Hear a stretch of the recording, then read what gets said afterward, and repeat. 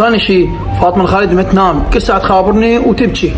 يا هلا والله حبايب قلبي، شلونكم؟ شو اخباركم؟ ان شاء الله بخير. اليوم رجعنا لكم بفيديو جديد. قبل لا اشوفكم الفيديو اتمنى تحطون لايك واشتراك بالقناه، شارك الفيديو لاصدقائكم حتى يوصل للجميع. طبعا مثل ما شفتوا بعنوان الفيديو، عبود اللي دائما يصور ويا فاطمه الخالدي راح يوضح لنا شنو السبب وشنو صاير ويا فاطمه الخالدي.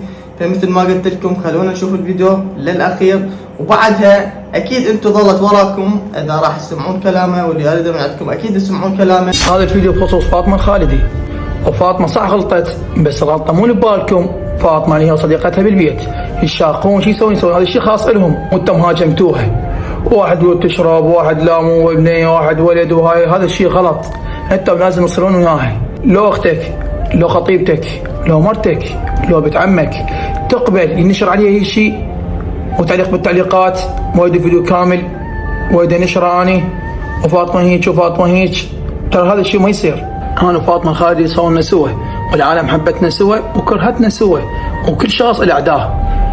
وثاني شيء فاطمه الخالدي ما تنام، كل ساعه تخابرني وتبكي تقول منتهي، يعني منتهيه، يعني حط روحكم بمكانها. ونشر عليه هيك فيديو وما لابسه هدوم يعني، وانتم بعد تعرفون. اريد منكم تروحون توقفون وياها احسن ما تسوي الشيء بنفسه.